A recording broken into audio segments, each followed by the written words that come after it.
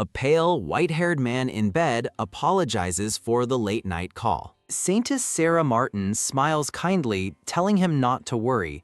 Duke Theodore Helden smiles gratefully, thanking Sarah. Crash! The potion bottle shatters as Sarah screams for the Duke. As he collapses with blood on his lips, she cries his name in horror. She frantically explains she made the potion with her sacred power. Her mind spirals in shock, questioning if she somehow killed him. In denial, she tells herself it cannot be true. A pool of blood spreads across Duke Helden's pillow. A ring with a golden gem shatters dramatically. A shocking thought surfaces, though I wanted him dead. The scene introduces Ulvis Landrich, the young emperor. Emperor Ulvis appears, asking Sarah about Theodore's condition. He looks concerned, softly repeating the Duke's name. Seeing the body, Ulvis screams Theodore's name in disbelief. He turns to Sarah with a cold smile, questioning her role as a Saintess. Grabbing her shoulders, he furiously demands how she dared to fail. He declares she has made a grave mistake that she must atone for. Sarah tearfully agrees as a narration reveals Duke Helden was a threat to Emperor Ulvis, who reassures her not to worry. Ulvis embraces the distraught Sarah, a cruel smirk on his face. Sobbing in his arms, she cries out to His Majesty. Her thoughts confirm her terrible belief. She killed Duke Helden. But she recalls His Majesty Ulvis seemed pleased to see her. She finds solace in his pleasure, reaffirming her deep love for him. The story begins of the Landric Empire's past suffering under a demon invasion. The goddess Chrono is shown, looking down on the world with concern. The goddess bestowed great power upon a single girl to protect her people. The girl became the first Saintess, starting a lineage from noble families that kept the peace. Sarah explains she is the newly chosen Saintess from the Martins County. She came to the imperial family's notice after healing the former emperor. Her actions led to her engagement with Crown Prince Ulvis. A few years later, the emperor passed away. Following his father's death, Crown Prince Ulvis ascended the throne. She, his fiancé, was set to become empress at their wedding. Her eyes gleam with quiet determination. A noblewoman scoffs, calling her a shameless woman with no right to the throne. Sarah reflects on her past as the daughter of her father's mistress. The nobles gossiped about her being a bastard and questioned her engagement, suspecting Duke Helden's influence. Duke Helden is described as a noble with the blood of a former dynasty. He defied tradition and returned to politics through sheer ability. A power struggle emerged between the crown princes and the Duke's factions. His Majesty struggled to win the court's full support. Standing with Ulvis, Sarah thinks the nobles fail to see he is the rightful heir. Ulvis explains their marriage must be postponed until the nobility accepts them, urging they do their best together. Agreeing, she resolves to do whatever she can to help him. She worked tirelessly to win the people's approval for their marriage. Ulvis summons her, secretly asking her to look after the unwell Duke Helden. Surprised, she agrees, though a flicker of hesitation crosses her face. She considers his request an act of mercy and feels ashamed for hesitating before being sent to the medical personnel. She vows to do her best, but despite pouring her sacred power into the potion, the Duke's condition never improved. Media confesses she killed him. I am a murderer, she realizes. A red-haired man tells her to hide. Through tears, she thanks him. He comforts her, her only hope. With Duke Helden gone, she imagines finally marrying His Majesty. She prepares to become the Empress. Clatter! Guards suddenly surround her in the hall. She sees the red-haired man, Oluis, with the guards. Oluis coldly accuses her of poisoning the Duke. He sentences her to immediate execution. Why? She screams, confronting his betrayal. Oluis accuses her of researching ways to kill the Duke, She frantically denies it, claiming she was searching for a cure. He scoffs, calling her a clever witch. As he speaks, her hope begins to fade. He declares another woman more suitable to be empress. He condemns her to a life of prayer in prison. He cruelly adds that the goddess will never forgive a witch. Wait, she begs as the guards drag her away. Don't move, a voice commands as blood splatters. In pain, she remembers his promise to love her. She falls, watching him walk away. It's not true, she screams in utter despair. A month after her engagement, nobles call her a prostitute's daughter. Hearing their cruel whispers, she feels utterly alone. The scene shifts to a vast, empty courtyard. She wonders if her birthright has doomed her happiness. Suddenly, Oluis appears and finds her alone. She quickly hides her tears, claiming it's nothing. He sits beside her, admitting he overheard the nobles. He gently comforts her, offering his handkerchief. Touched by his kindness, she looks up at him gratefully. She thanks him and promises to return his handkerchief. He responds with a warm, reassuring smile. He hopes she'll return it, embroidered with the royal crest. His forwardness leaves her flustered and speechless. She timidly asks if he truly means it. Of course, he replies with a loving smile. Clutching the handkerchief, she is filled with blooming hope. She marvels that His Highness accepted her as his fiancé. The memory fades as she is led to the guillotine. Bound and exhausted, she can no longer speak. She desperately questions why Oluis abandoned her. In prison, her desperate pleas to see him were ignored. His promise to protect her echoes in her mind. the memory of his face begins to dissolve. Her only wish was to be loved by him. An old man touches her wounded head before the end. The crowd roars, demanding death for the witch. Blood splatters as the blonde woman stares blankly, her forehead wounded. Tears mix with blood as she hangs her head in defeat. A white-haired man holds her, declaring there's nothing else to be done. A pink-haired woman, Sarah's stepsister, Iziane Martins, begs to speak with her. A guard warns Iziaeo away, calling Sarah a suspicious witch. Iziane vehemently defends Sarah, insisting on her innocence. Believing her sister needs her, Iziane resolves to stay by her side. She pleads to be allowed one last conversation with Syra. Overjoyed, Iziane offers a grateful thank you. Iziane kneels before her as Sarah weakly whispers her name. Iziane smiles, promising to be on Sarah's side until the very end. Crying, Sarah believes Yane is the only one who hasn't abandoned her. In a memory, Sarah recalls how Iziane was always kind, her only true family. Sarah tells her stepsister she is better suited to be a saintess. Her hope shatters as she looks down in sudden, dawning horror. Iziane leans in close, cruelly calling the foolish Sarah by name. Her face twisting, Iziane finds the situation amusing. She laughs, gloating that everything is unfolding exactly as she planned. Iziane reveals she's been eager to tell her the truth. Sarah's mind reels in confusion at her words. With a monstrous grin, Iziane confesses she has always hated Sarah and found being her half-sister disgusting. Sarah stares in utter disbelief, unable to comprehend the betrayal. Iziane smiles smugly, asking if Sarah knew the truth. She confesses to secretly poisoning Duke Helden with Jaka venom all along.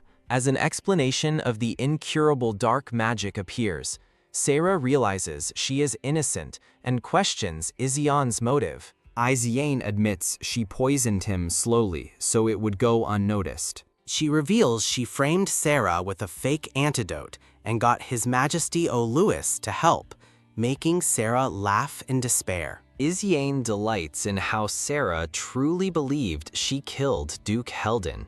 Broken and trembling, Sarah desperately asks why. Isiane calmly explains that Sarah was simply in the way. Duke Helden was just collateral damage, she callously adds. She taunts Sarah, noting Lewis never touched her in 6 years. Calling her pitiful, Isiane watches as the awful truth dawns on Sarah. Sarah weeps, realizing Luis was with Isiane the entire time. Isiane looks down on her, declaring herself superior. Trapped in a spider's web, Isayan listens as Isayan vows to manipulate everyone. Isiane boasts that even His Majesty Oluis is a puppet, eager to marry her. That's not possible, Sarah snarls, facing her betrayer. Isiane smugly asks if Sarah thought she couldn't marry because she wasn't a Saintess. She gloats that there are no eligible noble daughters left. As Isiane reveals she was chosen as the next Saintess, Sarah's last hope dies. Both the titles of Saintess and Empress were hers from the beginning. Isiane whispers that Oluis did it all for her. Filled with rage and grief, Sarah screams, "Coward." Kya? Sarah lunges at Isiane, who feigns a cry of shock. The conversation is over. Isiane disowns her sister before the official. A guard violently grabs Sarah's hair. She grieves the humiliation of being deceived and manipulated this entire time. She remembers Duke Helden, the man she was meant to protect. With a flash of red, a new resolve is born, this time for sure. Disoriented, she recognizes her old room in the Martins' house and wonders why she is there. What? The blonde woman gasps, staring at her reflection in the mirror. Her mind races in confusion as she touches her own face. She realizes with a shock that she has returned to her teenage self. An advertisement interrupts the story. Stunned, she wonders if it's truly possible to have gone back in time. She believes only the goddess could have performed such a miracle. She remembers the faces of those who betrayed her, the man she loved, and the sister she trusted. Clasping her hands, she prays with renewed purpose. She realizes her downfall began when she became a Saintess and vows to hide her sacred power this time. The haunting image of the guillotine flashes in her mind. This time, she resolves she will prevent the Duke's death. She believes saving him is the only way she can atone for his murder. The scene shifts to a tense breakfast where she stands apart from 2 other women at a long table. A woman in purple is introduced as Melinda Martins, Countess Martins, and mother of Isiane. She recalls how Melinda, a noble supremacist, always despised her as the daughter of a prostitute.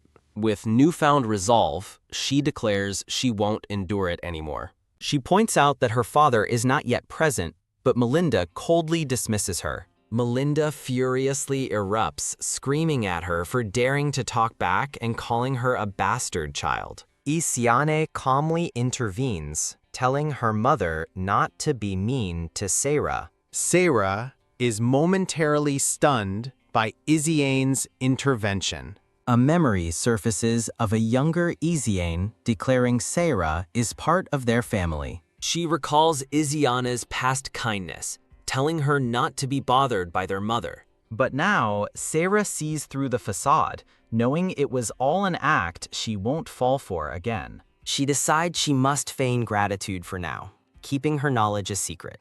Sarah puts on a convincing, radiant smile of thankfulness. She takes Isiane's hands as her stepsister reaffirms that she belongs in the Martins family. A glint in her eye reveals a flicker of her true, guarded thoughts. A blonde man with a goatee enters, announcing that everyone has arrived. He is identified as Count Martins. Sarah knows her father's only ambition is to produce a Saintess from the Martins family for fame. He brought her from the slums not out of love, but for her potential to become that Saintess. Count Martins asks both girls if they are prepared for the debutante ball in 5 days. The debutante ball is explained as a social debut for noble girls of marriageable age. Sarah realizes she is now 17, the age of her first debut. Her eyes widen as a terrible realization strikes her.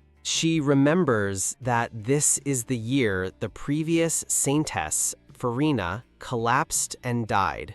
Recalling that the collapse happened right before her debut, she panics, realizing she's on track to become the Saintess again. She worries, realizing she has far less time to change her fate than she had thought. Melinda notes the ball is a momentous occasion, while Isiane happily confirms they are ready thanks to their parents' funding. Sarah internally notes that despite their claims, she herself has received barely any funds. She recalls the terrible humiliation she suffered at her last debutante ball. To get more money for a proper dress, she knows she must ask Melinda, who controls the estate's finances. Crash! Melinda smashes her teacup in anger. "You don't have enough money?" Melinda screams, accusing her of being greedy. Her stepmother furiously tells her to be more creative and stop being so demanding. Sarah anticipated this exact reaction, but resolves not to give up this time.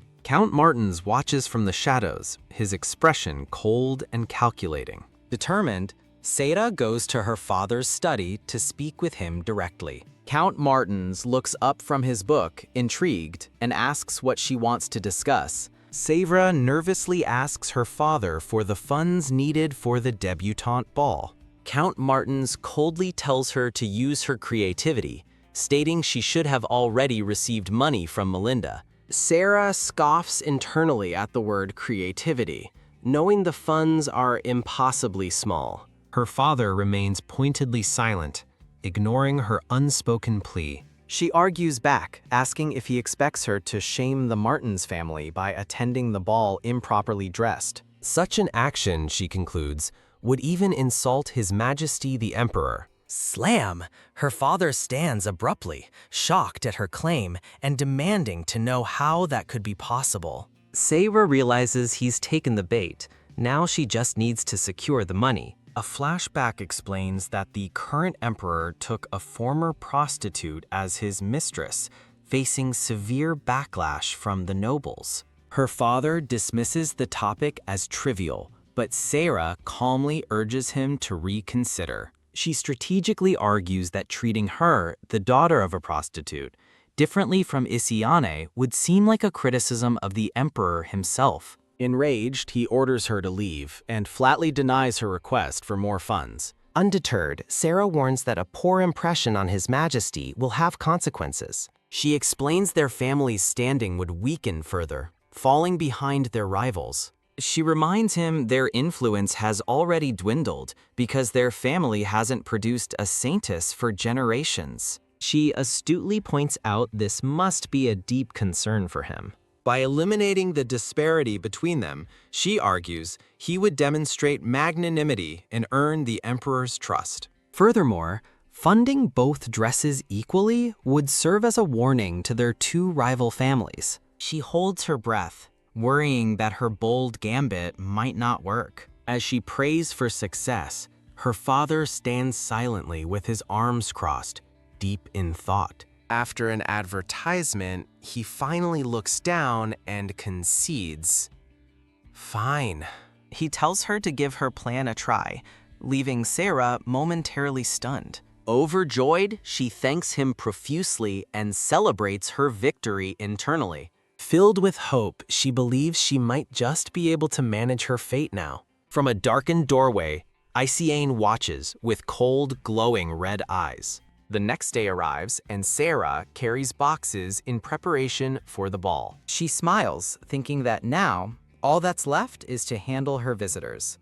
Announcing she'll be right there, she declares her preparations complete. Two maids gossip about her, noting she'll have to treasure the expensive accessories since their father won't give her more money. Sarah's eyes narrow as she focuses on one particular maid. She catches the maid smirking and questions what she saw. A nagging feeling of familiarity bothers her, though she can't place the maid's face. Opening her accessory box, she stares in horror at the shattered jewelry, realizing she can't attend the debutante ball. She dismisses Isiane as the culprit, believing she wouldn't be so direct, and frantically wonders who did this. Her eyes fly open as a memory suddenly clicks into place. She remembers now the smirking girl is Isiane's personal maid, Millicent. Sarah realizes her previous assumption that Millicent's harassment was ordered by her stepmother was strange, as a personal maid wouldn't have contact with her. The awful truth dawns on her. She couldn't see it before because she blindly trusted Isiane. Just then, Isiane enters the room, observing that Sarah looks pale. Isiane puts on a show of shock and sympathy over the ruined accessories. While Sarah calmly theorizes it was an accident, Isiane frets that they won't be ready for tomorrow. Sarah calmly tells her she'll try to repair them herself before bidding her farewell. Isiane watches silently as Sarah leaves and the door clicks shut. Millicent serves Isiane tea, reporting that her task has been successfully handled. Isiane sips her tea with a smug smile, agreeing with her maid. She muses on how beautifully her plan worked and how priceless Sarah's devastated expression was. Though surprised Sarah managed to outwit their father, Isiane vows she won't let her succeed. With a sinister smile, she declares that she will be the one chosen as the Saintess. She coldly decides Sarah is better suited to a life in the shadows, dressed in rags. Confident Sarah cannot repair the accessories and will miss the ball, Isiane eagerly anticipates the following day. At the Martins' estate, Isiane stands resplendent in her pink gown, surrounded by adoring maids. A maid congratulates Lady Isiane, telling her that her perfect beauty will captivate every man there. Isiane bashfully dismisses the compliment, offering a sweet thank you. Her mother smirks, confident that Isiane is beautiful enough to even catch the Emperor's eye. She then looks around, wondering aloud what is keeping Sarah. Just then, Sarah appears behind them, looking breathtaking in a brilliant blue ball gown. Her stepmother's face twists in utter shock and disbelief. Isiane stares, speechless and stunned by the sudden turn of events. As Sarah stands confidently, Isiane internally panics, wondering how this is possible when she destroyed all of Sarah's accessories. In a flashback, Sarah looks at her ruined jewelry, thinking Millicent went too far. She then opens a drawer, revealing another jewelry box. Opening the small, ornate box, a memory surfaces. She remembers her mother giving her the box, calling it a cherished keepsake from her father. Her mother advised her to keep it with her always, no matter what happened. Young Sarah reflects sadly that perhaps her mother was always waiting for the Count to return, as she looks at the beautiful jewelry inside. Resolved, Sarah decides that while she didn't want to use the keepsake, she has no other choice now. Now, in the present, Sarah stands elegantly, her mother's jewelry perfectly complementing her gown. The maids gasp in surprise, wondering if it's really Lady Sarah. As Sarah gazes forward, an onlooker thinks she is absolutely stunning. Isiane's eyes burn with jealousy and frustration. Noticing her family's stunned silence, Sarah coolly asks her stepmother what's wrong. She smiles sweetly, explaining she simply wore a spare set of accessories she had. Isiane forces a smile, privately fuming that Sarah of all people managed to steal the spotlight. Her mother's face darkens as she vows not to let Sarah outshine Isiane. He furiously yells at Sarah to be more modest, calling her a bastard. Sarah calmly retorts that she is using what she has, and her mother-in-law has no reason to scold her. Pressing her advantage, she asks if her stepmother truly wants her to appear in shabby attire. She argues that a poorly dressed bastard would only damage the Martins' family name, making her stepmother flinch. Sarah reminds her that their family's influence is already weak, so they should avoid any more foolish mistakes.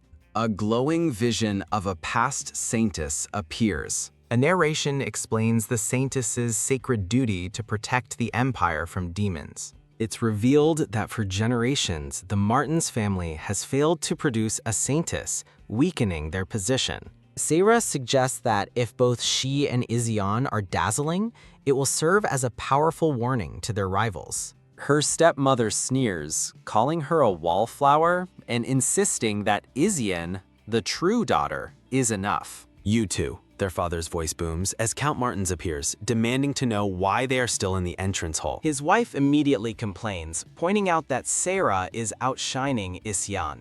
The Count dismisses her concerns, stating it's a ball and they'll be late, leaving both his wife and Izyan stunned. Smiling triumphantly, Seira leads the way, telling a reluctant Izyan it's time to go. Izyan manages a weak yes through a strained smile. Their grand carriage arrives at the brightly lit venue for the debutante ball. Inside, Isyane beams with excitement while Seira watches her with a distant expression. Seira thinks grimly about returning to this place once again. Her thoughts flash to a vision of a sinister man and Duke Helden's bloody death, stealing her resolve to prevent that future. Her first priority is to find Duke Helden and make contact, but she feels a moment of uncertainty. Upon entering, both Seira and Izyan are immediately swarmed by eager young noblemen. Seira is shocked to find herself even more popular than Izyan,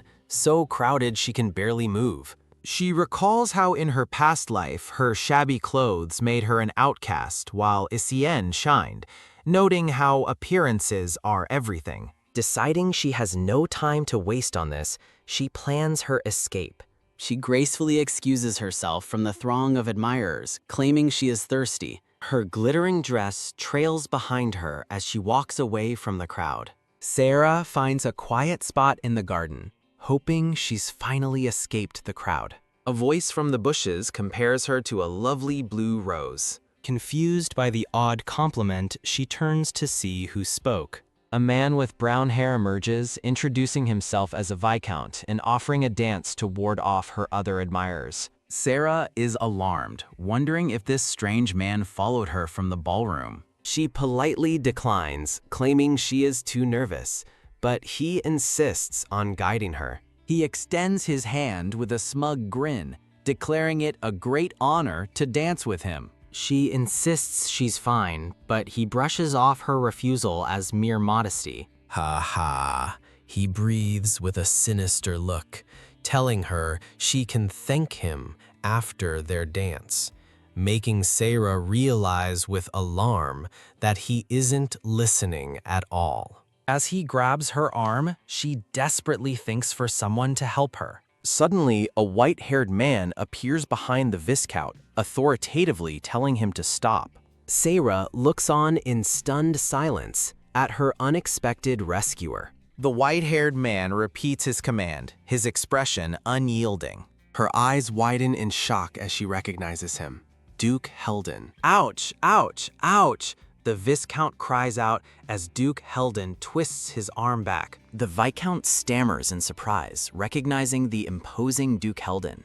Duke Helden coldly asks the man if he can't see that Seira dislikes his advances. The Viscount protests, claiming he thought she was just pretending to be coy. He indignantly declares that as a Viscount's son, it's only natural for beautiful women to adore him. Seira looks at him with disdain, thinking he is a truly pitiable person. She steps forward, telling the Viscount she has something to inform him of. With unwavering confidence, she reveals that her rank is higher than his. The Viscount's face contorts in disbelief at her declaration. Duke Helden sternly commands the man to understand his position, apologize to her, and leave immediately. The terrified Viscount quickly apologizes and scrambles away. As he flees, Duke Helden stands guard while Seira looks on with relief. She thinks to herself, surprised that Duke Helden, of all people, came to her rescue. She reflects that her whole reason for being here was to get closer to the Duke, so she should almost thank the man who just accosted her.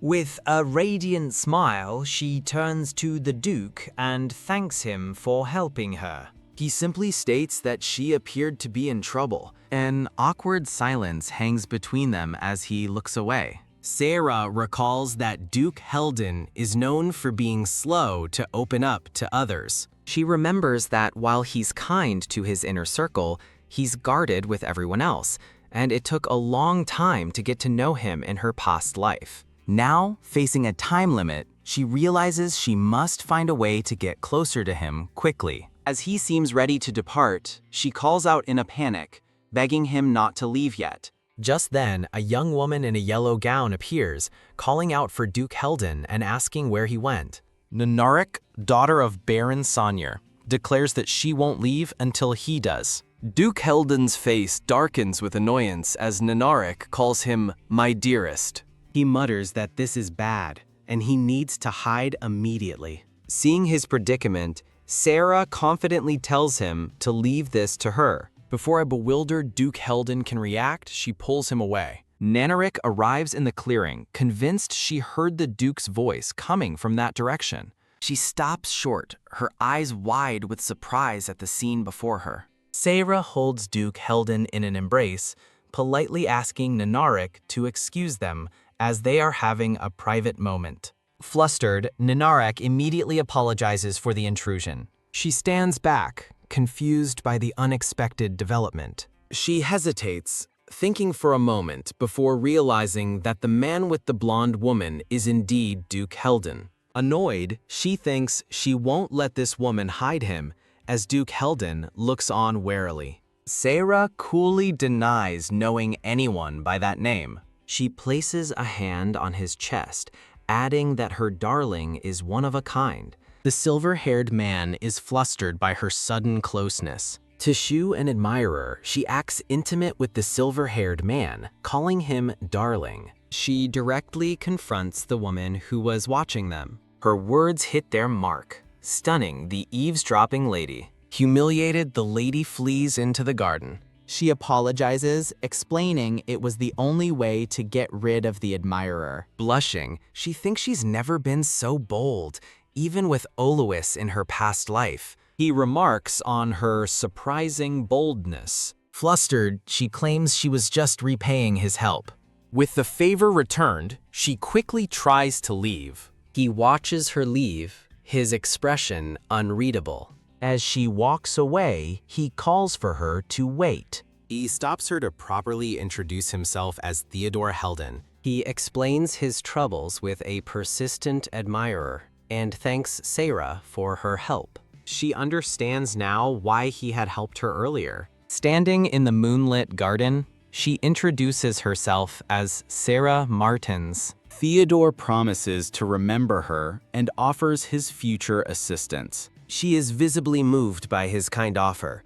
She smiles, vowing to remember their encounter as well. He suggests she return to the ball first to avoid suspicion. Grateful for his thoughtfulness, she bids him farewell. The grand estate glitters under the starry night sky. She reflects proudly on her successful, albeit embarrassing plan. Suddenly, a man with long red hair appears behind her. He bumps into her, causing her to lose her balance and scream. Having fallen, she hears the man apologize profusely. He admits that he wasn't paying attention. As he offers a hand, she accepts, sharing the blame for the accident. Her eyes widen in shock as she recognizes him. He holds out his hand, his expression calm. A moment of stunned silence passes between them under the full moon.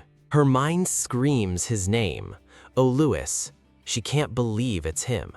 She remembers being called the Empire's budding rose. And the man before her is none other than the Crown Prince. She quickly excuses herself and tries to walk away, but he stops her with a single word. He notes her unfamiliar face, asking if it's her debut.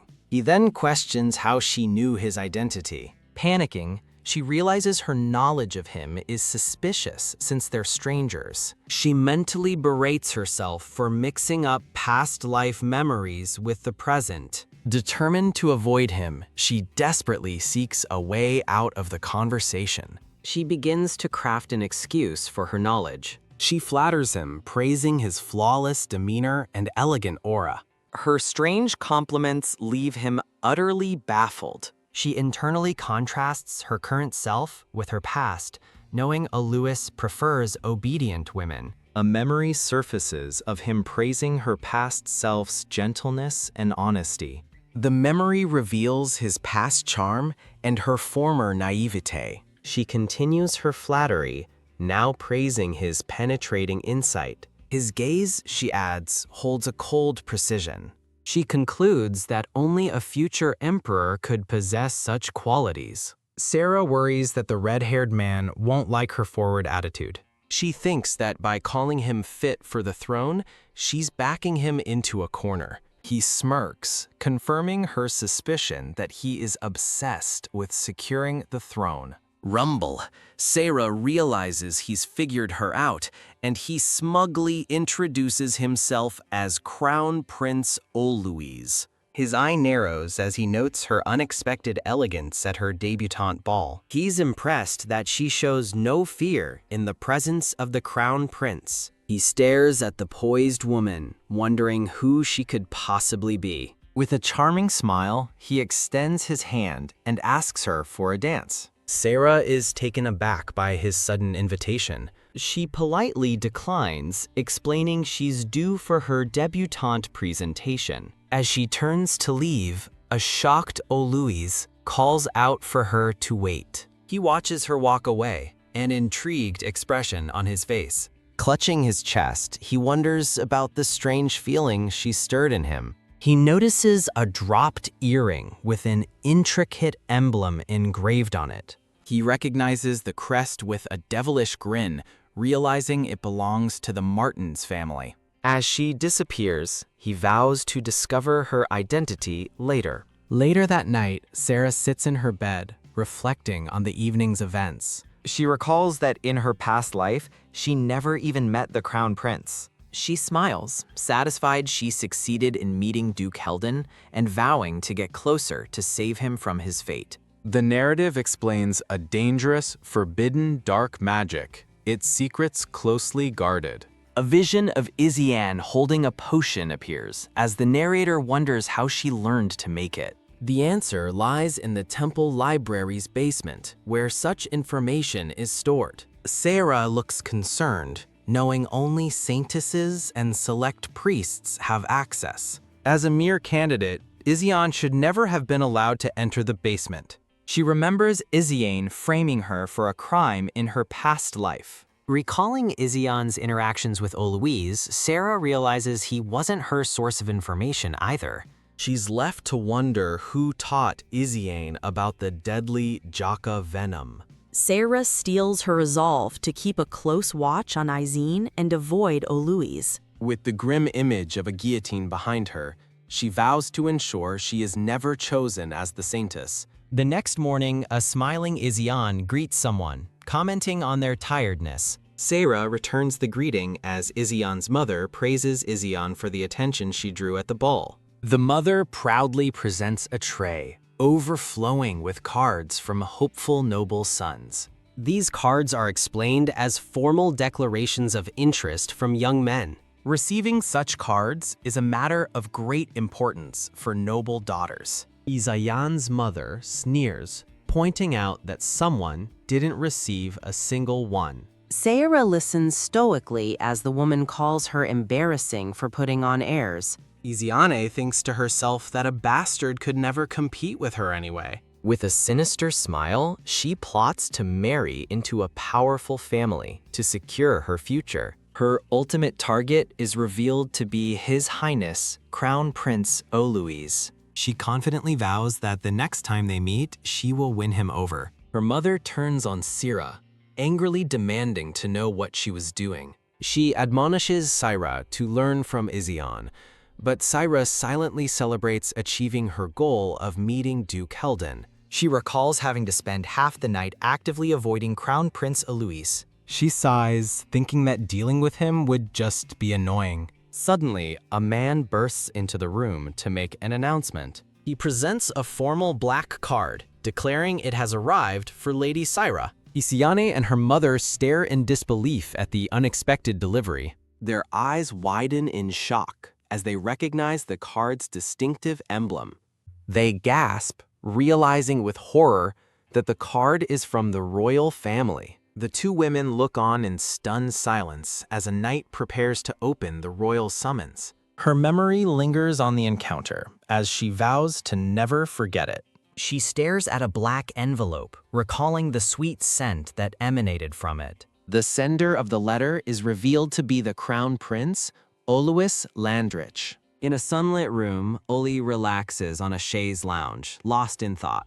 He recalls checking the attendance list to confirm a name. He remembers her name, Sarah. Recalling the ball, he thinks that she showed neither fear nor flattery, but dignity. He muses that she was the first woman to ever call him cold. Intrigued by her, Olois decides he wants to speak with her again. He moves from the chaise lounge to sit at his writing desk. With a quill, he begins to pen a letter on fine stationery. He hands the sealed letter to his attendant, ordering it to be delivered. Suddenly, the attendant rushes back into the room, calling out to His Highness. He announces that the Empress is calling for Olois, who looks displeased by the summons. Annoyed, Olois runs a hand through his hair and agrees to go. The scene transitions, marking the beginning of the next chapter. Olois, now in a formal red coat, walks toward a grand room.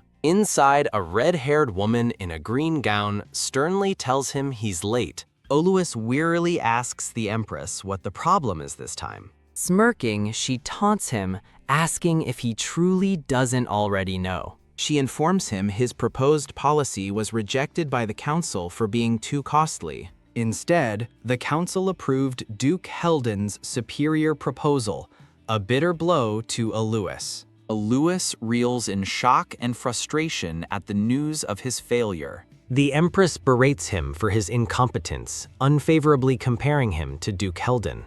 Her words echo in his mind as she questions why he is such a failure. She slams her hand down, warning him to stop the nobles from supporting Duke Helden for emperor. Grabbing him, she screams that he must quickly prove his capabilities as a future ruler. Olois seethes, thinking resentfully that Theodore is always in his way. The Empress warns that he is losing the nobles' support and the Emperor's attention, which will soon belong to another woman. A memory shows the Emperor with a dark-haired woman whom the Empress curses as a harlot. The Empress vows she will never allow that outcome, as Olois's expression hardens. A flashback shows a young, confident Theodore and a sullen, younger Olois. The narration explains that despite Theodore's natural advantage in age and experience, perfection was demanded of Olois. The reason was simple.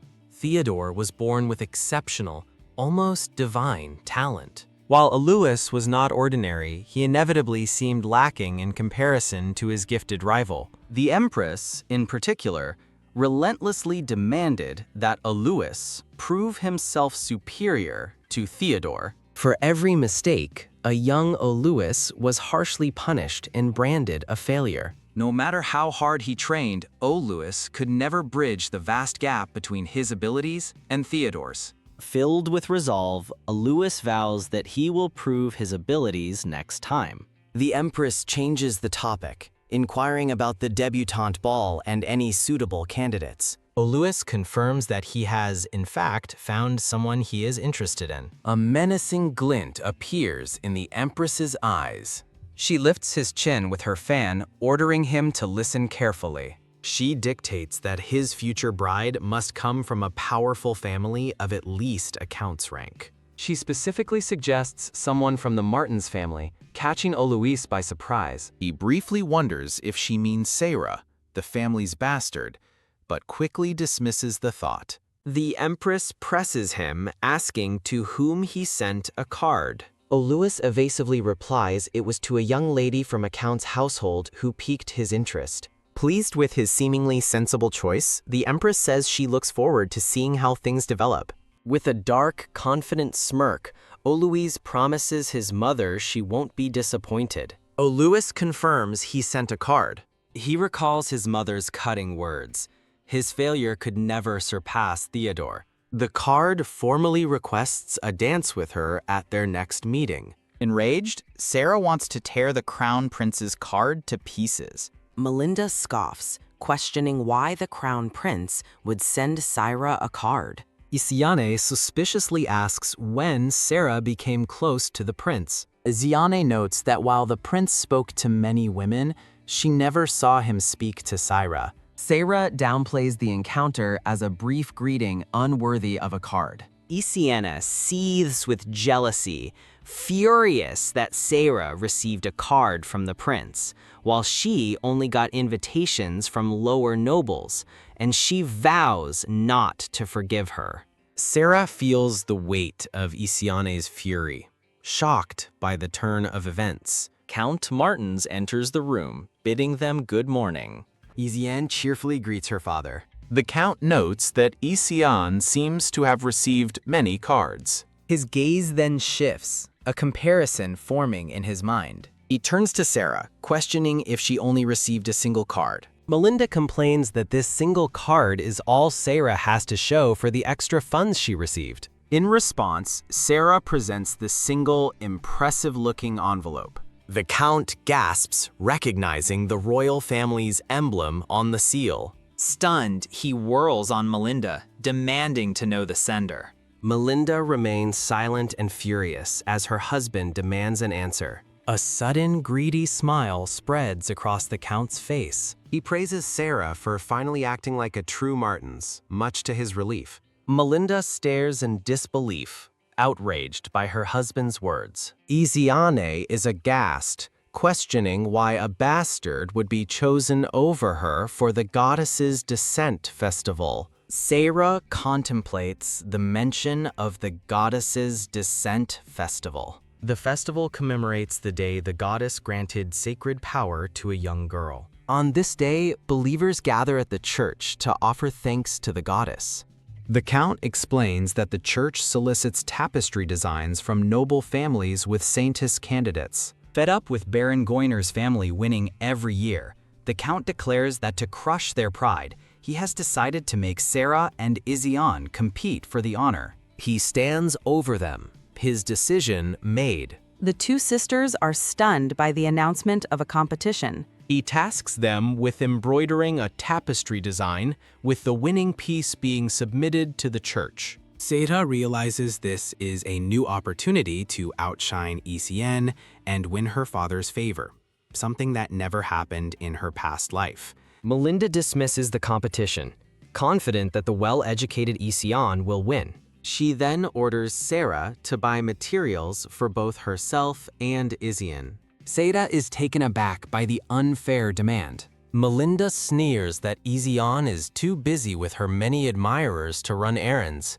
With a determined glare, Sarah agrees to go, the prince's letter still on the table. She picks up the royal invitation, her expression resolute. She decides to carefully consider her response to the prince's invitation later. She sets out into town to purchase the supplies. With her supplies gathered, she believes she has everything she needs. A sudden, sharp sound makes her eyes fly open in shock. Startled, she whips around, searching for the source of the noise. She spots a man fleeing down a narrow alley. Turning the corner, she witnesses an assault and bravely orders the attacker to stop, who demands to know who she is. She confronts the man, demanding to know why he is being so violent. The scarred man dismisses her as a noble and tells her to get lost. She reflects on her past life as Oluis's thoughtless puppet. Her past mistakes led to Duke Heldon's death, a tragedy she vows never to repeat. She internally declares she cannot turn a blind eye to this injustice. She reaffirms her vow to live by her own will this time. Stepping forward, she pleads with the man to stop hurting the child. The scarred attacker scoffs, asking if she really expected him to listen. He demands money from her if she wants the violence to stop. With determined eyes, Sarah agrees to his demand. She hands over a small pouch, worrying it won't be enough to satisfy them. The injured boy weakly urges her to hurry and run away. Kneeling beside him, she refuses, promising that she will save him. The boy stares up at her, his eyes wide with shocked disbelief. Enraged by the small sum, the attacker accuses her of mocking him. Shielding the boy, Sarah realizes they won't accept the money. The man's face twists with rage as he snarls that it's enough. He raises a knife, screaming at her for looking down on commoners. As he lunges, she instinctively shields the boy with her own body. Frozen in terror, she panics, realizing she's too scared to move. The attacker mockingly compliments her for having the guts to stand her ground.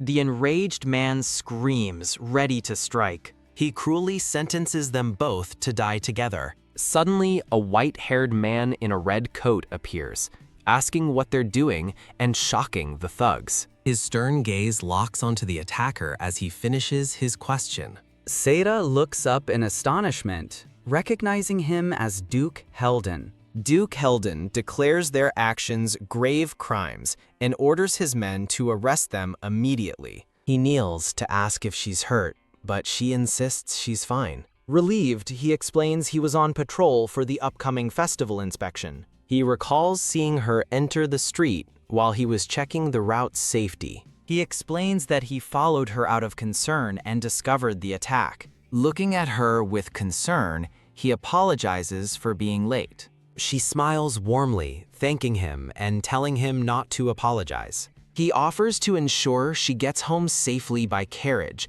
an offer she accepts. She hesitates for a moment before speaking again. Looking at the injured child, she asks if he can be taken to her estate. The Duke cautions her that taking in a child of unknown identity is risky. He suggests taking the boy to the garrison via the temple for possible treatment. She recalls with worry that the temple is short on Saintess candidates. A memory reminds her that even nobles who donate must wait for care. She concludes that the boy would never receive proper treatment there. Her expression firms with unwavering resolve. She declares that the Martins family will take full responsibility for the boy. She knows she must get him to her estate to use her sacred healing powers. Duke Helden observes her, thinking most nobles would never help an orphan. He marvels at her unhesitating courage, so different from other nobles. The small smile appears on his face as he agrees to her request. Overjoyed and relieved, Sarah thanks him profusely. He thinks to himself that she is nothing like other arrogant noblewomen. As he drapes his cloak over them, he admires her compassion for all people. He muses that with such a person, the kingdom would surely flourish. She gently strokes the sleeping boy's hair, a soft smile on her face. A grand carriage arrives at the Martins' estate, awaited by maids. A maid welcomes Lady Sarah, stunned to see her return in such a grand carriage. A maid watches Sarah and the Duke, plotting to tell Lady Izian about the expensive carriage. The maid's expression shifts as she notices the emblem on the carriage door. Her eyes widen in shock. It's the Duke's royal emblem. Stunned, the maids realize the man's identity is far greater than they imagined. They collectively gasp in disbelief. Duke Helden. Duke Helden stands before them, the very picture of nobility. Sarah, Duke Helden, and the injured boy form an unexpected and striking trio. The maids reel, wondering why Lady Sarah is with the Duke. A maid recalls that Duke Helden is a highly sought-after nobleman, just as Lady Izian had said. They remain baffled as to why someone so important is accompanying Lady Sarah. Duke Helden steps forward, formally requesting their assistance. A flustered maid stammers a quick, affirmative response. Inside the grand estate, the staff assembles to receive the important guests. Sarah immediately takes command, ordering warm water, clothes, and medicine, declaring she will treat the boy's wounds herself. Cradling the boy, Sarah explains his shyness and requests complete privacy for his care. A maid bows her head, acknowledging her lady's command. A pink-haired young woman arrives, demanding to know the source of the commotion. Looking down from the staircase, she tries to make sense of the scene below. Her eyes widen in complete and utter shock. She sees Sarah standing beside Duke Heldon and seethes with jealousy. Furious that Sarah is now attracting the Duke in addition to the prince, she silently fumes at her stepsister's perceived greed. With a determined step, she descends, vowing not to be outshone. She resolves that she, and she alone, will win the hearts of both His Highness and the Duke. Approaching with a flawless smile, she introduces herself as Isiane Martins and asks if her stepsister has caused any trouble. Sarah watches warily, recognizing her stepsister's manipulative performance. Duke Heldon calmly informs Isiane that her sister has not offended him in any way. He then praises Sarah, calling her both brave and kind. Isiane's pleasant facade shatters, revealing a brief flash of pure fury. She quickly regains her composure, expressing her relief and offering the Duke tea. Internally, she reaffirms her decision not to waste this golden opportunity. She remembers that the prince has already shown interest in Sarah by sending a card.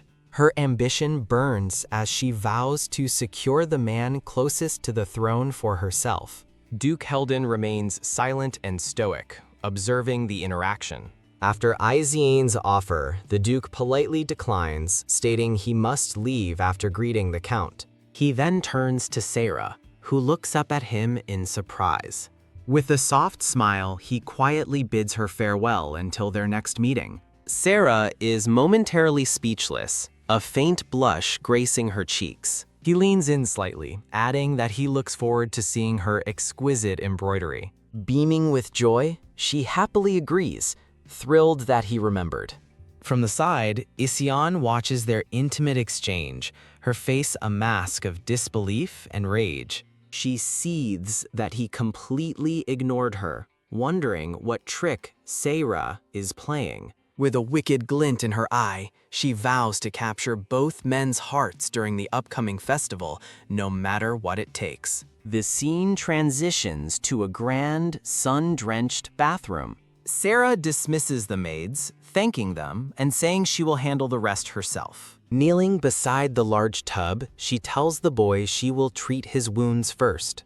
The injured boy looks up at her, hesitantly stammering her title. She looks back at him with a kind and encouraging smile. The boy finally musters the courage to ask why she is helping him. He continues, pointing out that they are strangers, and her kindness seems to have no reason. He looks down sadly, revealing that he once lived in an orphanage. He recalls the orphanage's cruelty, where caretakers beat children who didn't curry favor. Hating the abuse, he ran away. His escape led to being caught by slavers, who nearly sold him to a brothel. He luckily escaped when his captors argued with a potential buyer. Alone on the streets, he then ran into the thugs Sarah saved him from.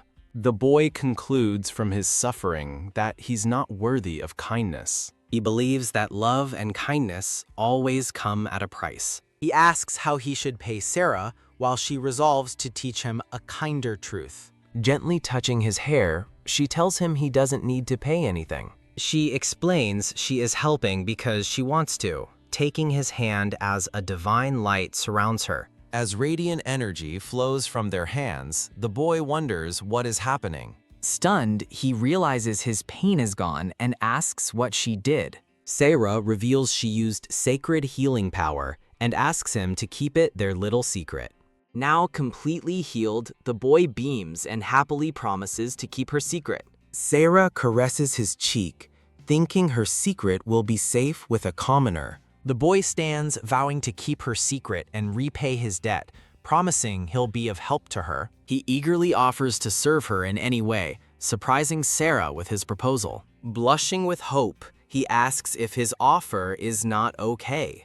Overwhelmed by his pure gaze, Sarah finds his earnest expression almost too much to handle. She considers the situation, realizing she'll need her father's permission to employ him. Sarah strategizes, assuming her father is already pleased about her growing connection with Duke Helden. Believing the timing is perfect, she decides to ask her father for permission right away. The boy lights up with joy, thanking her profusely for the opportunity. Sarah smiles and tells him the first step is to get him cleaned up. After she's finished, she looks at him in surprised disbelief. The boy, now impeccably dressed, happily asks how he looks. A little flustered, Sarah smiles and tells him he looks great. She instructs him to wait for her in the grand hallway. With a click, Sarah enters her father's study to ask for his help. Her father greets her enthusiastically, impressed by her new connection with Duke Helden. Sarah timidly confirms his assumption. Her father recalls Duke Helden praising Saira as a kind person who treats everyone equally. The Duke's praise continues, comparing her admirable character to that of a Saintess. Pleased by the Duke's report, her father declares that the orphan will serve as her personal attendant. Sarah is overjoyed and thanks her father profusely. Her father explains that this act of charity will enhance their family's reputation and orders her to continue bringing them prestige. She smiles brightly and agrees. Returning to the boy, she calls him by his new name, Loomis. She claps her hands cheerfully, welcoming him into her care. Loomis blushes happily and gives a heartfelt yes. He promptly kneels, pledging to devote himself to serving Lady Sarah. On one knee, Loomis vows his unwavering loyalty. An interlude page showcases the series' main characters. The scene shifts to Sarah's room, where she proudly displays her finished embroidery. She feels confident her design can finally compete with the previous winner from her past life. She recalls Isian's design from her past life, remembering a grapevine embroidery. Loomis interrupts her thoughts, calling out her name. With a friendly smile, he suggests she take a break now that her work is finished. Saira reflects on how thoughtful Loomis was to suggest bandages to conceal his miraculous recovery and protect her secret. Agreeing with his suggestion, she invites him to have tea in the dining room. Loomis proudly shows off his new uniform. He beams, announcing he has memorized the mansion's layout. Struck by his cuteness, Sarah thinks he's unbearably adorable. The scene transitions to the dining room. Loomis asks Sarah how she will respond to the prince's card. Sarah decides to write her reply after tea. She reflects on using the embroidery contest as an excuse to delay her response. She frets, admitting she doesn't want to write to him at all. Loomis hesitantly offers to write the reply for her. Surprised, Sarah asks if Loomis knows how to write. She smiles kindly and politely declines his offer. Loomis respectfully accepts her decision. Sarah plans to act dull during tea so the prince will lose interest. Deciding to enjoy the moment, she offers Loomis some cookies. He takes a bite and his eyes widen in delight. Sarah invites him to eat with her, happy he enjoys them. Elsewhere, a sinister maid plots with Sarah's embroidery. Sarah returns to her room only to find her embroidery is gone. Panicked, she realizes it was stolen while Loomis offers to check the laundry. She desperately hopes to find the piece she worked so hard on. A carriage arrives at the estate. The sound of its arrival catches Sarah's attention. She sees her father returning and realizes the house will get busy. Worried, she thinks she needs to call Loomis back. Sarah's thoughts drift to an embroidery she saw, admiring its meticulous detail. Her eyes widen in sudden, horrified realization. She finds her father congratulating Isian for a beautiful embroidery, her embroidery. Isiane feigns modesty, claiming her work is nothing special. Sarah stares in stunned silence at the betrayal. The maids shower Isian with praise for her lovely work. Sarah's sharp voice cuts through the chatter, startling everyone. Furious, she confronts Isian, declaring the embroidery is hers. Isiane plays innocent, insisting the piece is clearly her own. Sarah cries out in disbelief, knowing she's being lied to. Isian's innocent facade briefly cracks, revealing her anger. She bursts into tears, wailing about how cruel this is after her hard work. A maid steps in to defend Iziane, accusing Sarah of baseless claims. Another maid agrees, telling Sarah it's unfair to be angry without proof. Sarah knows that arguing will only make her look worse. She clenches her fist in frustration, unable to accept the injustice. A maid tells her to look at Lady Iziane's face for proof. Crying to a maid named Millicent, Iziane claims she pricked her finger while working. Sarah narrows her eyes, finding the story odd.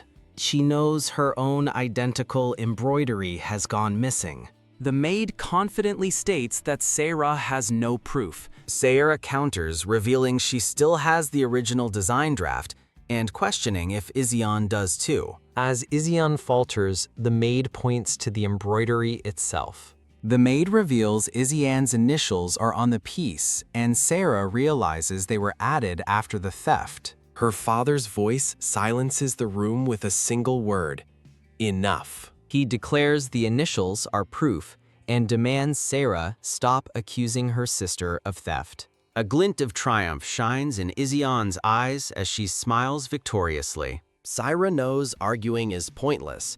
Her father will always believe Iziane.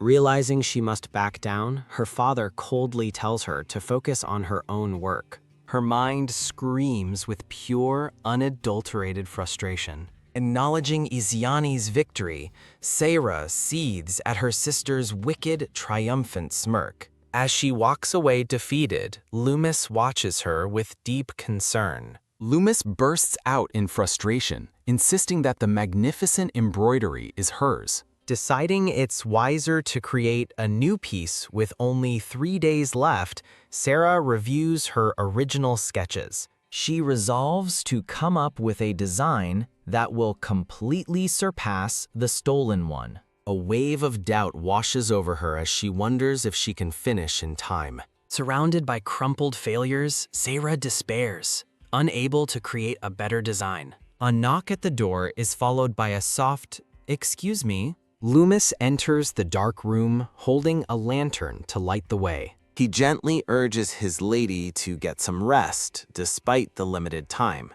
Touched by his worry, Sarah realizes Loomis won't rest if she doesn't, and finally agrees. She tells him they'll both sleep, postponing her worries for tomorrow. Loomis gives her a sweet, surprising peck on the cheek. Flustered and blushing, Sarah touches her cheek in shock. He explains with a smile that it's a good night charm his mother taught him. Finding him utterly adorable, she softly thanks him for his kindness. The next day, an awkward silence hangs over the breakfast table. A butler formally approaches and addresses Lady Sarah. He presents a wax-sealed letter announcing a reply from the Crown Prince. The news sends a shockwave through the room, stunning Iziane and her father. Sarah is bewildered, having already sent a reply declining his dance invitation. The prince's letter dismisses her refusal and instead commands her to join him at a palace art exhibition that afternoon. Sarah stares at the letter, her expression hardening with annoyance. The butler adds that an envoy awaits an immediate response, leaving Saira feeling cornered. However, she reconsiders, realizing this could be an opportunity for design inspiration. As Sarah prepares to leave, Loomis encourages her to do her best. With a grateful smile, she thanks him and departs for the palace. Her expression turns serious as she steels herself for the encounter ahead. She resolves not to let Prince Olweis develop any more interest in her. At a grand palace hallway, an attendant instructs her to wait for His Highness. Saira quietly acknowledges the instruction. Her eyes widen in surprise as she spots something unexpected across the room. She sees Prince Olweis conversing with an unfamiliar gray-haired woman. The woman is introduced as Annika Deschamps, who expertly discusses a painting's unique three-dimensional technique. The prince compliments Annika's artistic knowledge, which she humbly downplays. Watching other ladies gather nearby, Sarah understands the situation. She wryly notes that Olweis has gathered all potential fiancés to make his selection. Relieved, She focuses on her true purpose, gathering ideas for her design. Two noble women gossip about Sarah wandering alone, questioning her motives. They identify her as Count Martin's daughter and assume she's seeking attention. While they deem her improper, Sarah smirks, hearing every word of their critique. Prince Oluis notices her, intrigued that she ignores him while other ladies vie for his attention. He recalls his mother arranged this event to help him choose a wife, making special treatment inappropriate. He admits, however, that Sarah is the only one who has truly captured his interest. He smiles, glad this event finally forced her to appear after she'd repeatedly declined his invitations. An attendant's voice cuts through his thoughts, calling for His Highness. Annika scolds the prince for being distracted by other women. Prince Oluis smoothly asks what she means and urges her to continue. Annika happily invites the prince to view her family's art collection. Prince Oluis internally scoffs, finding power-hungry women to be an unpleasant nuisance. Elsewhere, Sarah stands alone, lamenting her lack of inspiration. Annoyed, she recalls slipping away to avoid Oluis and now feels lost. A sudden movement catches her eye, and she turns in surprise. It's the handsome white-haired Duke Helden, framed by blue roses. Duke Helden greets a surprised Sarah, who thanks him for his earlier help. He asks about her embroidery, and her expression becomes troubled. She admits with a sad look that it's not going well. The Duke offers her a warm, knowing smile. He encourages her, certain she'll create something wonderful after struggling so much. A tense Prince Oluis appears, questioning what's happening. Duke Theodore Helden formally offers his greetings to the Empire's young rose. Prince Oluis observes with narrowed eyes, noting this is a new side of the Duke. The prince notes Sarah's happiness with the Duke and decides to intervene. Prince Oluis interrupts, reminding the Duke of their friendly terms. He coolly informs the Duke that he invited Lady Martins to the palace. Grabbing her arm, the prince warns the Duke not to steal his guest. The prince smirks triumphantly, pulling a nervous Sarah closer to him. With a hand on her shoulder, he tells the Duke to stop interfering. The Duke stares in stunned silence. He formally apologizes, claiming he didn't know she was the prince's guest. The prince leads a hesitant Sarah away. Sarah and the prince turn their backs, leaving the Duke behind. The Duke watches them go with a grim expression. He reflects on the unexpected encounter, realizing the crown prince summoned her. The Duke believes a sharp woman like Sarah would be a great asset to the future emperor. But seeing her with another man, he clutches his chest, flustered. Blushing, the Duke questions his own surprising thoughts. The scene shifts to an ornate, sunlit garden gate. Sarah nervously addresses the prince, her voice trailing off. She tells him to unhand her, worried his actions will start rumors. He leans in close, provocatively asking if she dislikes rumors about them. The prince challenges her to complain so he can take responsibility. Furious, Sarah demands he stop his shameless behavior. With a shove, she pushes him away. He smirks, remarking on her family's trademark rigidity. Sarah glares at him with pure contempt. The prince's playful demeanor vanishes, replaced by a serious look. He looks her in the eye and offers a sincere apology. Sarah stares back, completely surprised by his words. As she reels from his sincerity, he smiles and suggests they have tea together. He gently kisses her hand, calling her name with a soft look. Back in her room, Sarah rests her head on a table, pondering Oluis's behavior. She finds him incomprehensible, wondering if he was always this way. She recalls him treating her like any other lady, but now he's different. Shaking her head, she reminds herself he's the man who had her executed. She refocuses her thoughts on completing her embroidery before the deadline. A blonde woman sits with a pensive expression. A white-haired man in uniform smiles amidst blue roses. The blonde woman greets her parents, who sit at a breakfast table. Her father asks if she understands his intent for the competition. She confirms she does and presents her finished embroidery. A pink-haired woman named Sarah asks if she's finished the embroidery. Izyan inwardly scoffs, curious what she could have made in 2 days. The blonde woman confidently presents the finished cloth. Unveiling a stunning golden bird on red fabric, she shocks her father. Her mother sneers, calling the embroidery minimalistic compared to Izyan's. Izyan agrees internally, finding it unimpressive. She smirks, pitying poor Sarah and confident she will win. The blonde woman calmly asks her mother to look closer. Her mother dismisses it as sloppy work. The blonde woman reveals the thread is dyed in a color exclusive to the Martins family. Izyan and her mother gasp in utter shock. Her father realizes it is the special dye granted by the emperor. She explains the church will now recognize their family's prestige. She predicts the citizens of the empire will be captivated by it. A crowd of people marvels at the beautiful, unseen colors.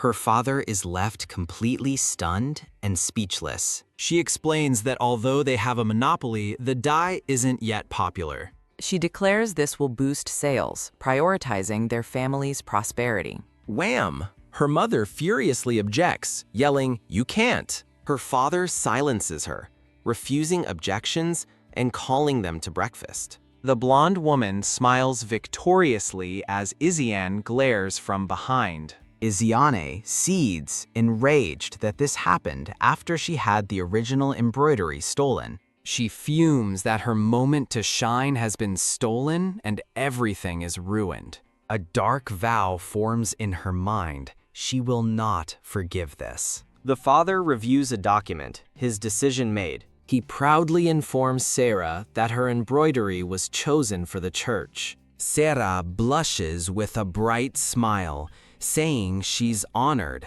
She credits her success entirely to the Duke's encouragement. Her father instructs her to attend the church meeting that afternoon. A priest welcomes her, looking forward to their work together. Sarah offers a nervous but polite reply. Her calm expression shatters as she realizes who is present. The red-haired Prince Oluis stands there with a confident smirk. Sarah stares, completely shocked by his unexpected appearance. The priest reassures her, explaining His Highness is just here for an introduction. Oluis expresses his hope for a splendid festival, and Sarah vows to do her best. His hand gently touches the golden embroidery on the red cloth. As she leaves, Oluis calls out to Lady Martins. He approaches, praising her outstanding embroidery. He shocks her by asking her to embroider his handkerchief, and she thinks, of all people, it had to be him. He hopes to see the royal crest and his initials on it when she returns it. She clutches the handkerchief, beginning to refuse the request. She tells him it's far too great an honor. He smiles, insisting she is more than qualified for the task. Elsewhere, a young boy excitedly praises Sarah for her work being chosen by the church, but she humbly calls it luck, while he tells her not to downplay her skills. Prince Oluis recalls Sarah's predicament with her embroidery. He realizes with a shock that Lady Izyan must have stolen it. Loomis praises Sarah's incredible success, and she admits she was sad about her lost effort. With a knowing smile, Sarah says the incident helped her recall a family die, so she should thank Izyan. Prince Oluis reflects on her situation, understanding she's treated poorly within her family. He admires how her unhealthy environment has made her clever and resourceful. A smirk crosses his face as he admits to himself, "I like her even more now." He imagines them together, convinced she is the only woman worthy of being his empress. Sarah faces Prince Oluis, stating she isn't worthy of embroidering his initials.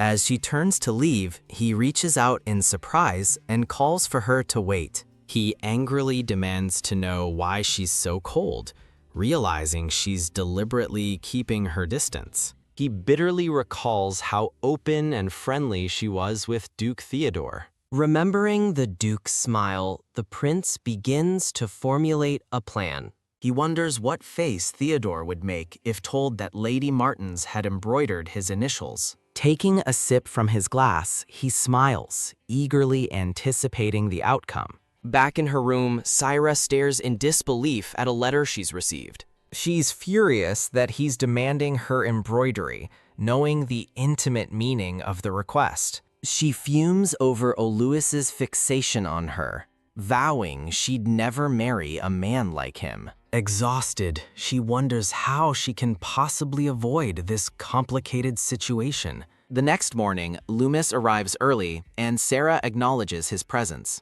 She enters her father's study, greeting him and asking why she was summoned. Her father hands her a white lily, instructing her to deliver it to the temple immediately. She's puzzled by the odd request of a single flower for the temple. Holding the lily, she questions its purpose, noting he never asked this of her in her past life. Arriving at the Grand Temple, Sarah is met by a priest at the entrance. The priest asks for her name and she introduces herself as Saira Martins. He calmly invites Lady Martins inside, and she thanks him with some apprehension. Her eyes widen in horror as she sees the priests gathered inside the main hall. She clutches the lily, recognizing a familiar stone on the altar. Realizing it's a stone to measure sacred power, she panics, understanding this is a test for Saintess candidates. The priest reveals the white lily is a secret code requesting a sacred power measurement. Stunned, Sarah exclaims, "What?" She had no idea the flower held such a meaning. She recalls volunteering to become a Saintess in her past life because no one expected anything of her. But now, she wonders if being given the lily means her father has expectations for her. The priest instructs her to place her hand on the stone without delay. He explains that if the stone glows, it will prove her possession of sacred power. Seda is trapped, knowing refusal is suspicious, but revealing her power is dangerous. The priest angrily asks if she came to disgrace them, and she nervously denies it. Standing before the altar, she realizes she has no choice but to comply. With dread, she places her hand on the stone, thinking this was never supposed to happen. The priests gasp in unison as a light begins to emanate from the stone. As the stone glows, the priest congratulates her, confirming she has sacred power. Looking at the statue, she thinks with despair that she never wanted to be a Saintess again. She stares at her hand on the glowing stone, wondering how everything went so wrong. In her carriage, she reels from the unexpected turn of events. Her face is grim as she resolves to keep her sacred power hidden. She recalls her past life, where she asked the church to test her and became a Saintess candidate. Her journey led her to save the emperor and become engaged to Prince Oluis. But that path ended in tragedy, culminating in her killing Duke Helden. She finds a sliver of hope,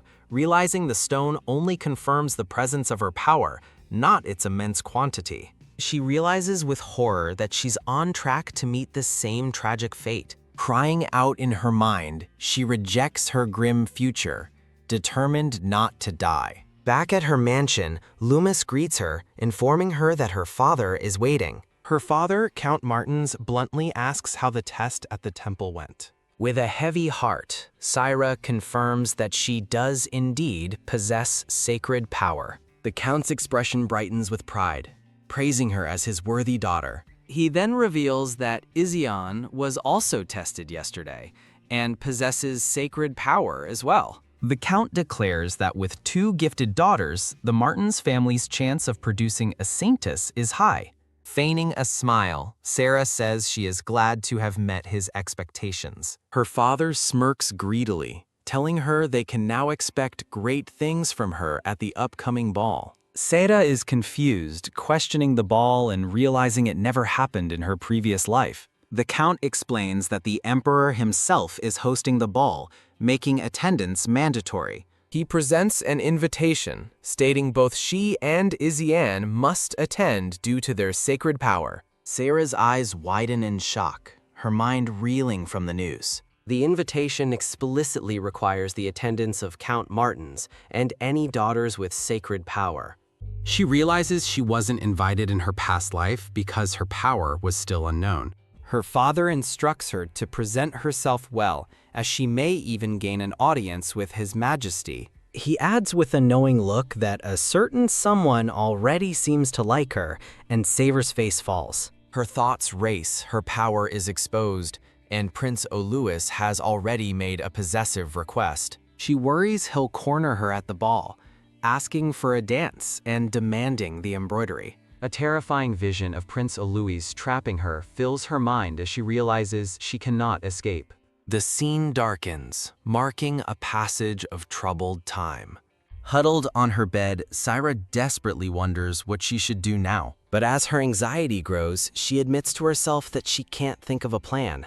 A knock sounds as Loomis calls her name from the doorway. He notes she's been in her room since returning from the temple and suggests she go outside. Sarah thanks him with a weary smile, admitting she lost track of time. A concerned Loomis watches her leave the room. Rain begins to pour down on the estate's garden gazebo. Standing under the shelter, Sarah laments that even a change of scenery hasn't brought her inspiration. She feels trapped, questioning if she's truly destined to repeat her tragic fate. A man's voice suddenly calls out her name, Lady Martins? She gasps, turning toward the unexpected sound. A shimmering golden light cuts through the rain. It's Duke Heldon, holding an umbrella over her as he asks what brings her here. He explains that he often comes here on rainy days to be alone. Embarrassed, Sarah apologizes for intruding on his quiet place and prepares to leave. Duke Heldon gently tells her to wait. He asks why she's alone in such weather, and she quietly denies that anything is wrong. He presses further, asking why she looks like she's on the verge of tears. Overwhelmed, Sarah suddenly stumbles forward. The Duke catches her in his arms, his eyes wide with shock. As he holds her, he realizes her body is burning up with a fever. He cries out her name in alarm as she collapses unconscious. Sarah slowly awakens, finding herself back in her own bed. She sees Duke Heldon sitting beside her, watching her with a gentle smile. Startled, she sits up quickly, realizing she must apologize for what happened. She begins to stammer an apology for having troubled him so much. To her shock, he suddenly takes her hand in his. Duke Heldon smiles kindly, explaining he held her hand to calm her down while she was having a nightmare. Still blushing from the kiss, Sarah stammers her thanks. She reflects on how their roles were completely reversed in her past life. She fondly recalls his kind gaze and the warmth of his hand. The memory of his gentle, handsome face shines in her mind. She wonders how she was ever blind to his kindness before. Resolved, she vows that her ultimate goal is to prevent Duke Heldon's death. She frets over attending the ball, knowing Crown Prince Olias will corner her about his embroidery request now that her sacred power is public. Panicked, she realizes refusing the prince is impossible, and her father will surely force an engagement. She feels trapped by thorny vines, seeing an engagement to the prince as a point of no return. With sudden clarity, she realizes there is only one way to protect the Duke and avoid the prince. She turns to Duke Heldon with a serious request, and he asks what she needs. Blushing but determined, she asks if he will get engaged to her. As he stares back with a serious expression, she inwardly pleads for his acceptance. Completely stunned by her proposal, he asks her to repeat herself. She calmly confirms her proposal, leaving him to stammer that he understands but is still confused. She begins to explain, pointing out that he is currently being pursued by Lady Saunier. She adds that she's also in a bind, as a certain someone has troubled her with an embroidery request. He looks surprised, questioning her mention of embroidery. She eagerly confirms, explaining that this is why their interests are perfectly aligned. He processes her words, realizing she's proposing a strategic alliance to avoid their respective engagements. She waits quietly for his answer, her expression earnest. He thinks to himself that he never imagined Lady Martins would propose, then agrees to her plan. Relieved, she smiles and reassures him that their engagement will only be temporary. His expression hardens slightly at the mention of it being temporary. She foresees a future conflict between the Duke and Prince Olius for the throne. She sits alone in a dark, thorny space, contemplating her fate. She concludes that if he were to become emperor, she wouldn't be worthy of being his empress. Theodore correctly deduces that Crown Prince Olius is her suitor, and she proposed to him because he's the prince's only rival. He clutches his chest, confused and questioning why he feels so displeased that their engagement is only temporary. Misreading his silence as rejection, she anxiously asks if her plan is no good. She reminds herself she must get an answer for Lady Martins, who is relying on her. With sudden conviction, he formally declares that from this moment forward, he is her fiancé. Overjoyed and sparkling with relief, she profusely thanks the Duke. He gently corrects her, warning that calling him Duke will raise suspicion. Blushing slightly, he asks her to call him by his given name from now on. He gazes at her, waiting for her to process his more intimate request. He smiles warmly, encouraging her to use his name. He softly says her name, Sarah, startling her. He adds that their official engagement requires an accessory, which he will send over immediately. As he turns to leave, she curiously wonders what he means by an accessory. A narrative explains the Landrich Empire's custom of wearing accessories matching a partner's eye color to signify engagement. She recalls that her previous engagement to Olius was publicly declared, making an accessory unnecessary, and realizes she completely forgot the custom. Patan. He suddenly returns to her room. He holds out a small box, opening it to reveal a beautiful bracelet with a red gem. With gentle hands, he fastens the delicate, sparkling bracelet onto her wrist. He kneels before her, tenderly holding her newly adorned hand. He then raises her hand to his lips, placing a soft kiss upon it. Utterly stunned by the romantic gesture, she can only blush. He looks up, declaring her his fiancé and vowing to protect her, which only makes her more flustered. Panicked, she thinks, "No, I can't," and instinctively snatches her hand away. The blonde woman reminds herself her relationship with the Duke is only temporary. A voice declares it's wonderful that she has sacred power. A proud, pink-haired woman exclaims, "As expected of my daughter." The pink-haired Easy-Anne smiles while sipping tea, saying she's delighted. The older woman suggests a new dress for the ball and calls for Millicent. Easy-Anne thinks to herself that possessing sacred power is only natural for her. She recalls the other noble daughters at the test, thinking they were nothing special. Easy-Anne fantasizes that becoming the next Saintess will let her marry the prince and become the empress. With a sinister smile, she vows she must absolutely be chosen as the Saintess. A young man with black hair addresses Madame and Lady Easy-Anne. Loomis, dressed as a servant, pushes a tea cart and offers a refill. The older woman calls him thoughtful, and he humbly replies he just wants the family to be comfortable. Blushing, Loomis eagerly asks if there's anything else he can do. Easy-Anne smiles as the older woman expresses her surprise at his demeanor. Loomis resolves to win their favor and gather information for Lady Syra. The older woman dismisses him, and he cheerfully agrees to leave. As he walks away, another man calls out, "Hey, Loomis!"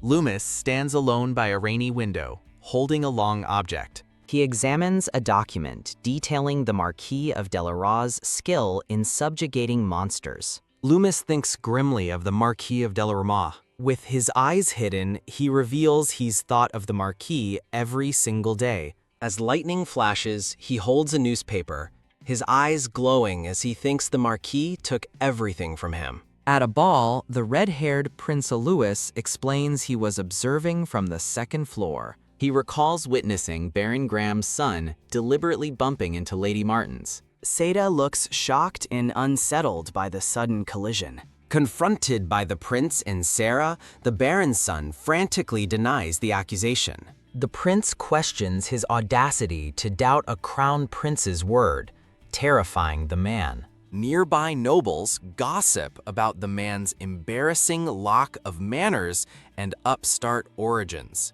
The man nervously begins to offer a sincere apology. Prince Louis mockingly notes how quickly he folded, and the man breaks into a cold sweat. Looking stunned, the prince begins to speak as Sarah watches in surprise. Defeated, the Baron's son collapses to his knees on the floor. The prince smirks with satisfaction, commenting that this is more like a proper noble. He coldly reminds the kneeling man to never forget his standing. Sarah stares at the prince, her mind filled with his name. From the crowd, Ezion watches the scene with a look of annoyance. She thinks to herself that the man was even more useless than she thought. Ezion's expression hardens with displeasure. She watches the prince lead Sarah away from the crowd. Seda looks uncomfortable as the prince walks beside her with a smile. Facing him, Sarah formally thanks the prince for his help. She tries to excuse herself, but the prince's expression darkens. He quickly grabs her arm, telling her to wait. Holding her captive, he assures her he's not going to eat her. Sarah explains she isn't running away, but she feels troubled whenever he speaks to her. He chides her for her cold attitude, but she suggests he finds someone else to talk to. The prince gives a self-satisfied smile. He tells her to stay, insisting there's someone he wants to introduce her to. He begins to pull her along with him. Shocked, Sarah calls out to him, demanding to know what he is planning. Prince Louis introduces the approaching Duchess Haynes. An elegant, silver-haired woman smiles warmly. Sarah recognizes the name Duchess Haynes with shock. She recalls that the Duchess is a powerful trendsetter with a keen eye for fashion. Sarah remembers how the Duchess's dress designs became wildly popular in her past life.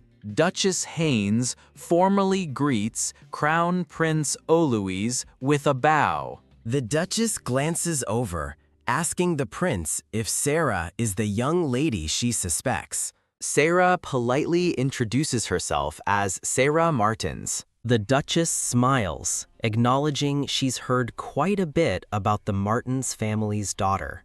Confused, Sarah wonders what rumors the Duchess could have possibly heard about her. The Duchess leans in, excitedly asking if Sarah used colors unavailable on the market. A radiant smile spreads across the Duchess's face, utterly delighted. Prince Louis praises the tapestry as vibrant and masterful, crediting Sarah's design sense. Sarah is taken aback, thinking that such high praise is completely out of character for him. The Duchess agrees that the prince's praise makes it truly special and asks which merchant supplied it. Sarah's eyes widen with a sudden, sharp realization. She understands that Prince Louis is cleverly promoting her family's dyes to the Duchess. The prince smirks as Sarah stands between him and the curious Duchess. Sarah confidently explains she didn't use a merchant, as the dyes are exclusive to her territory. The Duchess's interest is piqued by the news. Sarah admits that while they have exclusive rights, cheaper alternatives have hindered their distribution. Holding out a small red pouch, Sarah offers the Duchess a sample to examine. The Duchess gasps, covering her mouth in astonishment. She holds the sample, declaring the color is stunning and unlike anything else, as other ladies admire it. Sarah smiles, explaining the dyes grow more vibrant in the light, perfect for dresses. She hopes this successful promotion will finally raise her value in her father's eyes. The Duchess contemplates the red sample, lost in thought. With a decision made, the Duchess calls out to Lady Martins. She happily offers to supply the exclusive fabric and thread to her personal boutique. Overjoyed, Saira realizes the Duchess is offering her a business deal with fair terms. Saira eagerly accepts, honored to work with her, as Prince Alois watches with satisfaction. The scene transitions to the grand estate under a full moon.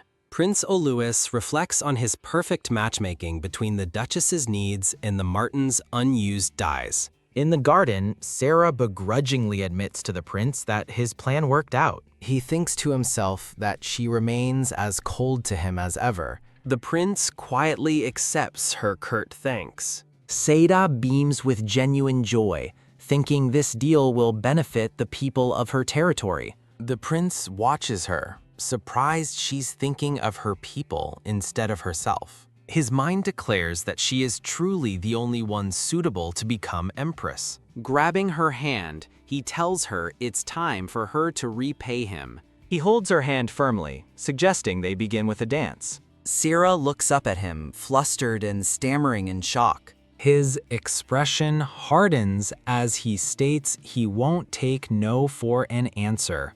Prince Alois kisses her hand, his eyes locking on hers as he calls her Lady Martins. Saira stares back, her expression filled with alarm and dismay. Holding her hand by the fountain, he presses her for an answer. She thinks defiantly that while he won't let her escape, she will absolutely refuse to dance with him. The scene transitions once more to the magnificent estate at night. A young man with white hair walks alone, wondering where Saira has gone. He stops abruptly, his eyes wide with shock at something he's just seen. She gasps, stunned by a sudden sight in the garden. A figure strides purposefully toward them. Held by the red-haired man, the blonde woman wonders how to escape this situation. Thump. A sudden interruption startles them. A white-haired man announces himself as Theodore Helden, greeting the young rose of the Empire. The blonde woman stares in surprise, recognizing Lord Theodore. Theodore watches the scene with a serious gaze. The red-haired man looks at Theodore, addressing him as Duke Helden. The red-haired man demands to know the meaning of this interruption. He explains he was asking the lady to dance, but Theodore declares he has every reason to stop him. The red-haired man looks shocked by Theodore's bold statement.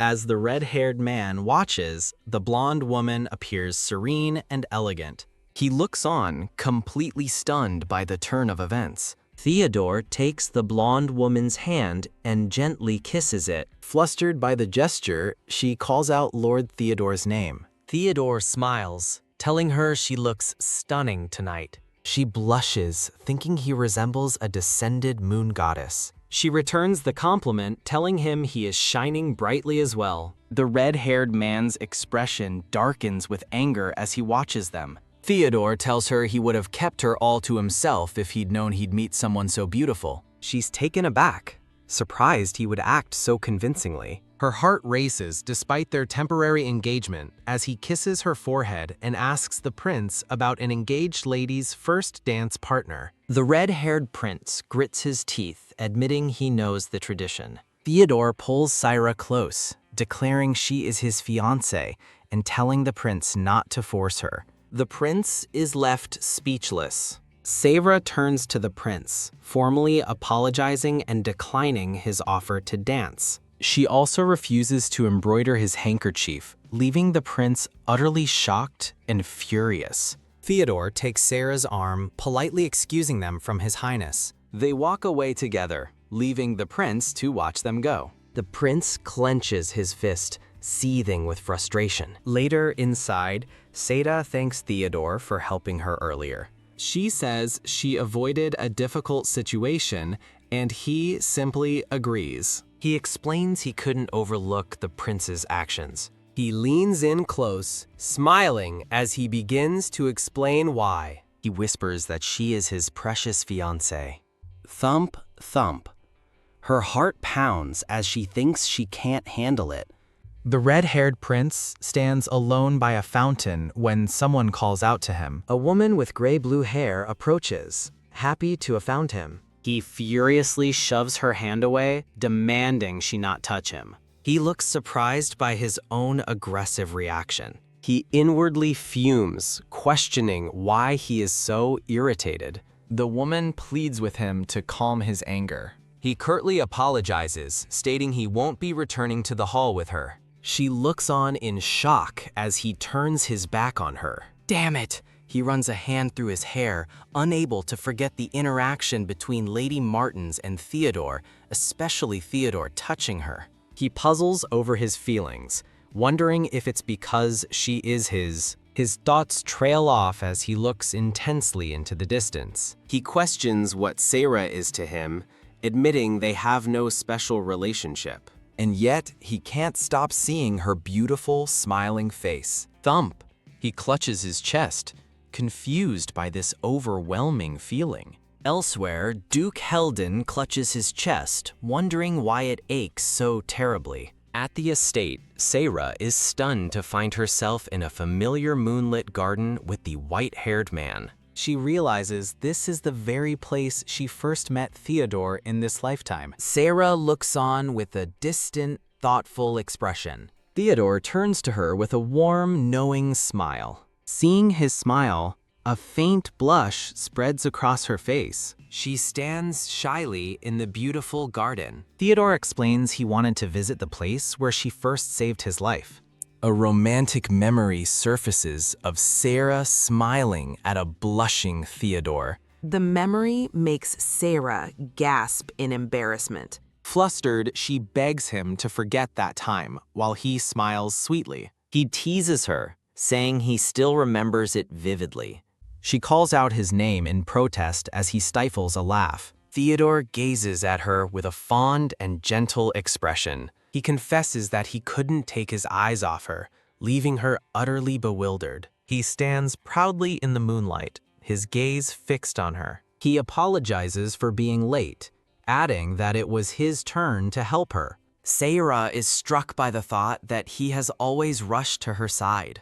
Theodore pauses, a thoughtful look on his face, as he begins to speak. She convinces herself that he's just a serious person who feels sorry for her. Sarah averts her gaze, seemingly resolved.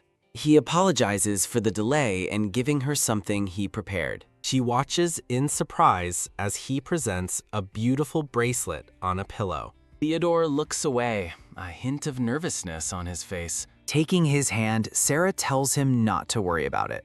With a bright smile, she asks him to stay by her side for the ball.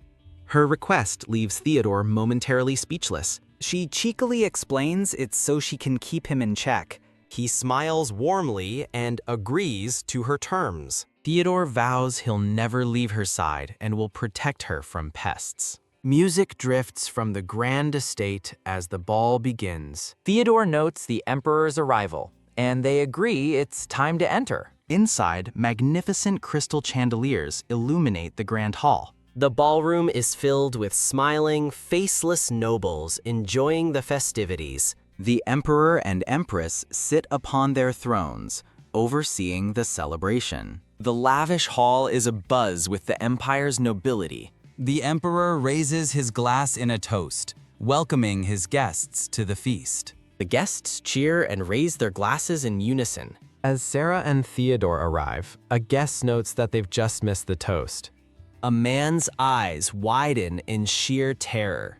Crash! A wine glass suddenly shatters, and both Sarah and Theodore look on in alarm. A guest collapses, clutching his throat and screaming for help as others panic. The Emperor rises from his throne in shock, demanding to know what's happening. Sarah realizes with horror that the drinks were poisoned as people begin to collapse around them. Panicked, Theodore yells for a doctor, and a nearby servant rushes to obey. Sarah fears that with so many victims, they won't be able to save everyone in time. Filled with resolve, she decides she must save everyone, right here and now. Her own conscience questions her ability to save everyone there. A memory flashes of her past self, standing under a starry sky. Her past self warns that saving them is impossible, as it would reveal their immense sacred power. Her conscience warns her that revealing her power is dangerous and will ruin everything. Seira understands the risk but seems determined to proceed.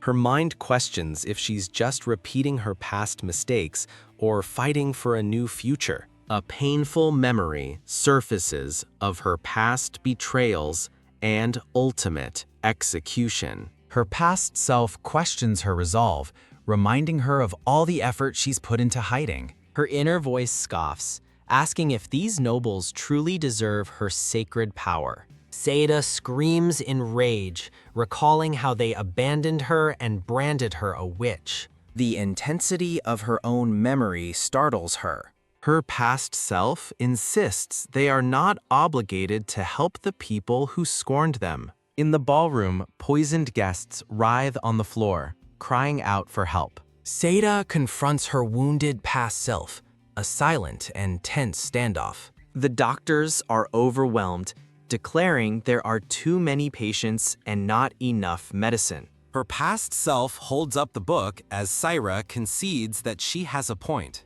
But a sudden, fierce determination lights up Seira's eyes. Despite everything, she declares her intention to save them, shocking her past self. Seira explains that her divine power was a gift from Lord Krolt meant to help others. She reflects that if she hadn't acted back then, nothing would have changed from her past life. Her past self listens intently, her expression softening. Seira states that she uses her power to help people because that is its purpose, but her past self looks horrified by the idea. With a kind smile, Seira tells her past self not to worry. A golden light radiates as she vows not to live a future she will regret. Her present and past selves hold hands, their resolve now united. Back in the chaotic hall, Seira stands with a newfound serene composure. She clasps her gloved hands together, preparing to unleash her power. Kneeling by a victim, Theodore looks up in confusion. A beautiful goddess-like figure appears in a vision of light. Seira closes her eyes and begins to pray, a divine light enveloping her. Elsewhere, Ezion fumes, thinking Flory Graham's failure has worsened her position. A toast is raised to the Rose of the Empire. Ezion holds her wine, thinking she must regain her father's trust. Crash! The scene erupts into chaos as guests scream and collapse from the poison. Ezion looks shocked as a man proclaims a saint is present, suggesting it's Lady Martens or Baroness Saintess. She calls out to Baroness Saintess, who is clutching her throat in pain among the fallen. A desperate nobleman begs Lady Martens to save them all. Eziane stares in utter disbelief at the unfolding crisis. A bright light shines as she realizes this is her chance to showcase her own power. A voice from the past calls out Seira's name. Eziane smirks, unleashing her own energy and vowing to end Seira's arrogance. A healed man thanks her profusely, marveling at her incredible power. Eziane falters, her hands trembling as she realizes her power isn't enough for everyone. She looks around in confusion and distress. Suddenly, an immense wave of divine power washes over the hall, healing the afflicted. Eziane gasps in shock, watching as Seira emits a blinding holy light. From across the room, Theodore watches the radiant Seira in awe. He recognizes the immense strength, declaring that this must be her true power. He is certain she is destined to become the next saint. A healed couple thanks Lady Martens, calling her a true saint for saving them. Seira smiles humbly, stating she simply used the power she possesses. She declares that she can no longer hide this power, as it exists to bring happiness. Theodore approaches her, stating that he saw her wielding her divine power. The Emperor praises her magnificent, saint-like actions. Seira formally presents herself to the Emperor. The Emperor thanks Lady Martens for averting a diplomatic crisis. She wonders what diplomatic crisis he means. He explains the informal gathering was for envoys from the Marl Kingdom. The Emperor thanks her for saving everyone, citing her family's history of saints. She humbly accepts his praise as the highest honor. Isiane clenches her jaw, seething with jealousy. A commotion breaks out among the stunned nobles. The Empress arrives, having rushed over after hearing about the poisoning. She expresses her relief that everyone is safe. Seyra recognizes Her Majesty the Empress. The Emperor explains that Seyra's power resolved the crisis, which pleases the Empress. The Empress's tone shifts as she turns to the reports. She notes the poison came from the wine, implying it wouldn't happen at an event she arranged. She looks for the person who prepared the banquet. She confronts a horrified Lady Remeniel, asking if she was responsible. The Empress accuses Lady Remeniel of targeting the envoys and nobles. A panicked Lady Remeniel insists she would never do such a thing. The Empress escalates her accusation, suggesting the Emperor was the true target. Lady Remeniel vehemently denies the shocking claim. As the Empress scoffs at her excuses and demands a confession, the Emperor roars for her to stop. The Emperor defends Lady Remeniel, explaining it was her first time arranging a banquet. He vouches for her kind character, stating she couldn't have been the poisoner. He commands the Empress to stop doubting and see things clearly. The Empress sullenly agrees to his demand. Her eyes burn with suppressed rage. Lady Remeniel flinches under the Empress's hateful glare. The Empress vows to conduct her own investigation before departing. The Emperor dismisses the incident and invites everyone to continue the banquet. He suddenly decides that Lady Martins must be rewarded for her deeds. Seyra is stunned but expresses her deep gratitude for the honor. Instantly, several young noblemen crowd around her, begging for the first dance. Theodore intervenes, firmly stating that Seyra will be dancing with him. He smiles with charming confidence. The other suitors stare in utter shock. Nearby ladies gossip excitedly, assuming the two are engaged and a perfect match. Theodore takes her hand, and she agrees to go with him. They share a graceful dance on the ballroom floor. Seyra compliments him on being an excellent dancer. He smiles, replying that it's only because he's with her.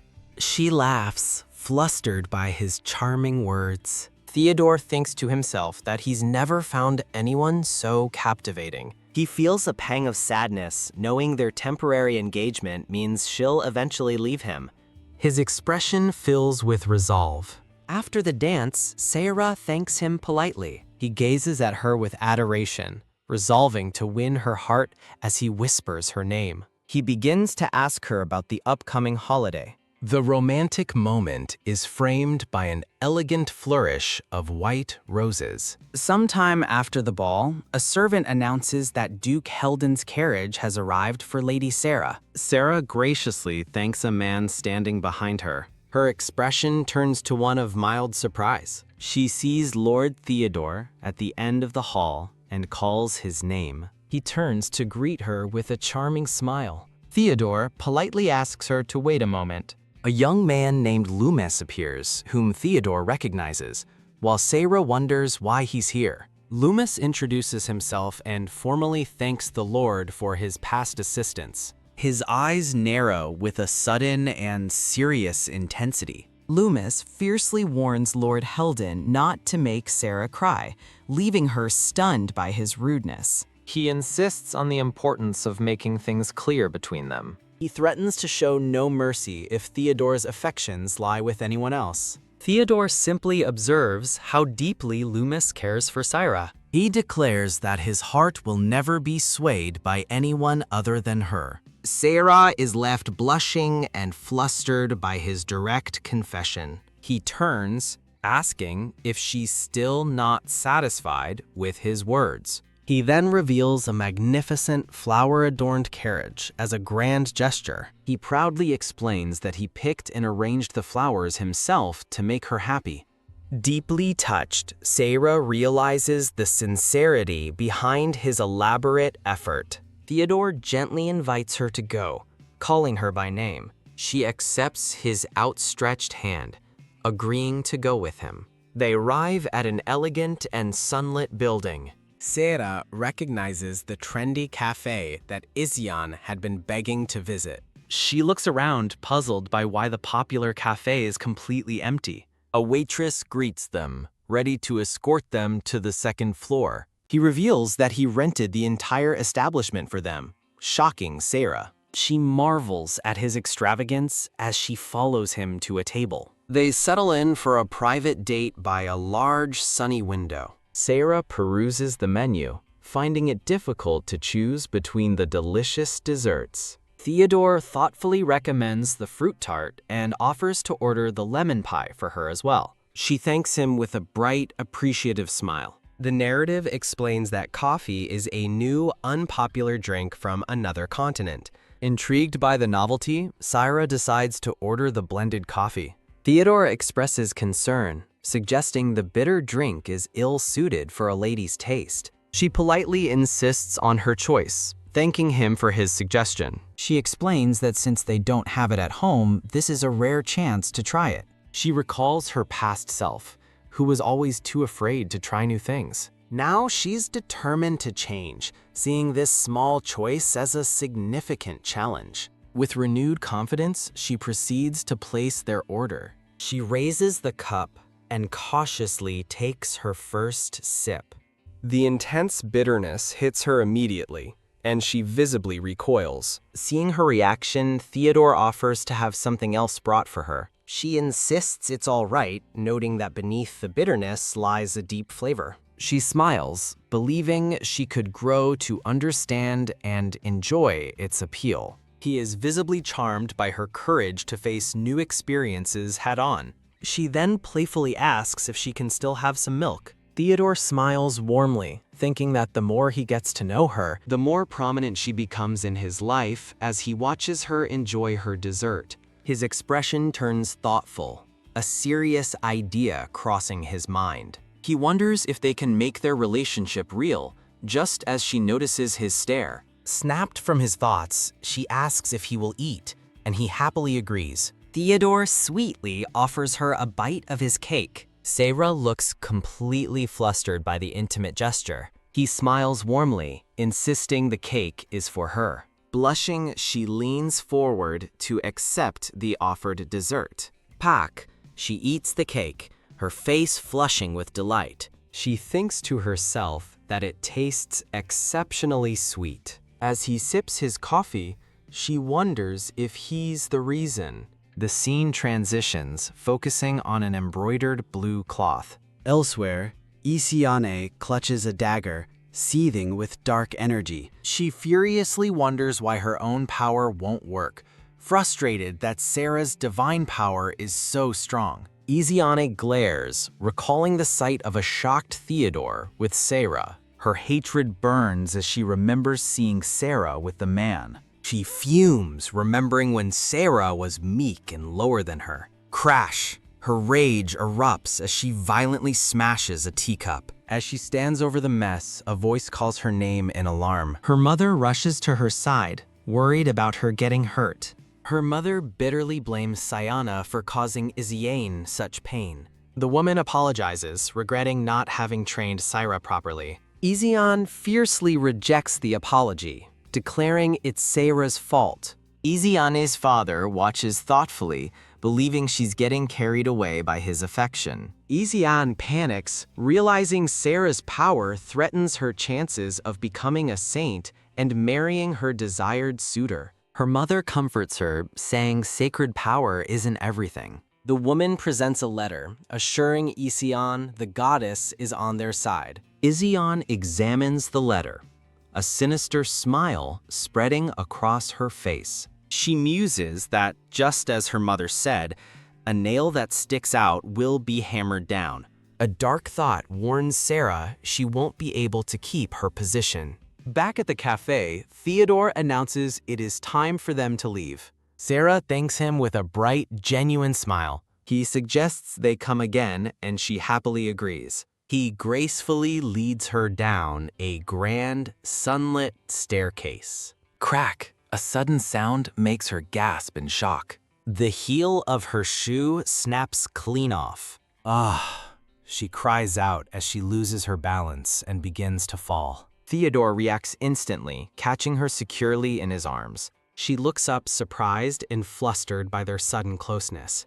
He sweeps her off her feet, refusing to put her down and insisting on carrying her to prevent injury. Stunned into silence, Seira can only blush in his arms. He gently sets her down inside their elegant white carriage. She sits awkwardly, still processing the moment. She frets over her embarrassment while he kneels to inspect her broken shoe, reassuring her it's okay. Flustered, she manages a quiet thank you. He thinks to himself how much he enjoys seeing her flustered side and wants to see more of her expressions. He tells Seira they still have time before they need to return. He proposes a visit to the newly opened public zoo, surprising her. The zoo attached to the palace is normally closed but was opened for the ball. Her eyes sparkle with excitement as she exclaims she'd love to go. Theodore beams, sealing their plan with a happy smile.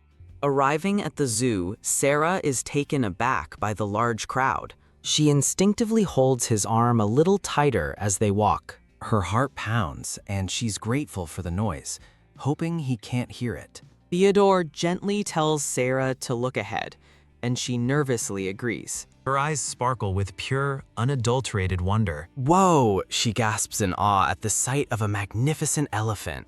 Utterly captivated, she whispers that it's amazing. She marvels that seeing one in real life is so different from the books. He remarks that there's a lot they don't know about the world. She smiles, admitting his words make her feel like a tiny thing. His expression turns serious as he listens to her. He turns to her, insisting she's not small but a major existence to him. Thump. She is left completely stunned and flustered by his declaration. She forcefully reminds herself that their relationship is only temporary. Composing herself, she offers him a quiet thank you. She smiles, telling him it's good to have him by her side, while reminding herself to stay grounded. She knows if she falls for him, it will only cause him trouble. They walk together down a grand, sun-drenched corridor. Theodore explains that he really wanted to bring her to this place. She looks around curiously and asks what is here. Her expression fills with quiet awe as she beholds the view. Before them lies a stunning garden of golden roses glowing in the sunset. He explains it's a sight you can only see at this time of day. He wanted to show the beautiful flowers to her at least once. He reflects on their enjoyable day and suggests they go out more.